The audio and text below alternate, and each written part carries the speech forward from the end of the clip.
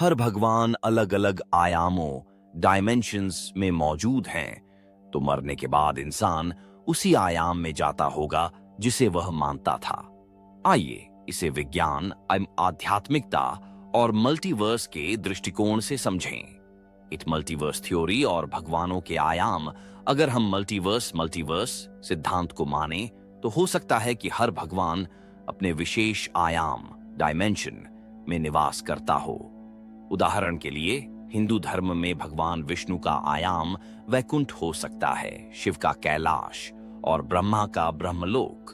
Greek पौराणिक कथाओं में ज्यूस ओलंपस में निवास करते हैं, हेडीज अंडरवर्ल्ड में। ईसाई धर्म में स्वर्ग, हेवन और नर्क, हेल अलग अलग आयाम हो सकते हैं। इस्लाम में जन्नत और जहन्नुम जो अलग अलग स्तरों वाले आयाम माने जा सकते हैं।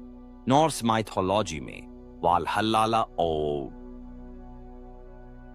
निफलहेम अलग अलग स्थान हैं। दो मरने के बाद आत्मा कहां जाती है? अगर हर भगवान का अपना आयाम है, तो इंसान के विश्वास और कर्मों के आधार पर उसकी आत्मा किसी विशेष आयाम में प्रवेश कर सकती है।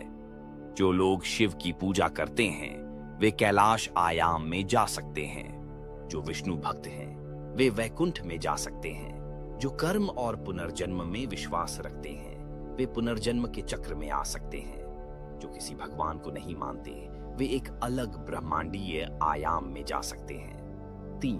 क्या सभी आयाम जुड़े हुए हैं? हो सकता है कि ये सारे आध्यात्मिक आयाम एक दूसरे से जुड़े हुए हों, लेकिन इंसान केवल उसी आयाम में जा सकता है जो उसकी ऊर्जा और चेतना के अनुरूप हो।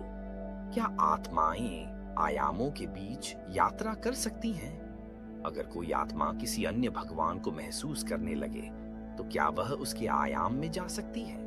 क्या दो लोग एक ही परिवार से अलग अलग आयामों में जा सकते हैं? अगर एक इंसान शिव का भक्त है और दूसरा विष्णु का, तो वे अलग अलग लोकों में जा सकते हैं। विज्ञान और क्वांटम थ्योरी का कनेक्शन।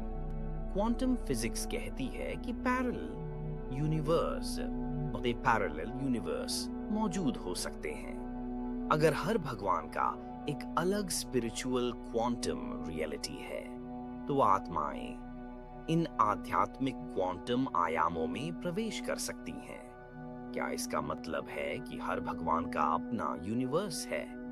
अगर ऐसा है, तो जब कोई मरता है, उसकी आत्मा एक गॉड स्पेस में जाती है, जो उसके विश्वासों के आधार पर तय होता है। 5 निष्कर्ष।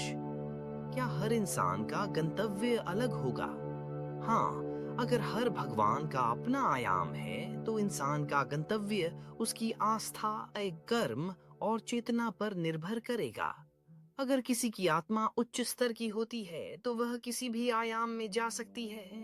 अगर कोई किसी भगवान को नहीं मानता, तो क्या उसकी आत्मा एक न्यूट्रल आयाम में जाएगी? आपका क्या विचार है? क्या आत्मा को अपने आयाम को चुनने का मौका मिलता है, या यह पहले से तय होता है? क्या कोई इंसान अलग अलग आयामों में पुनर्जन्म ले सकता है?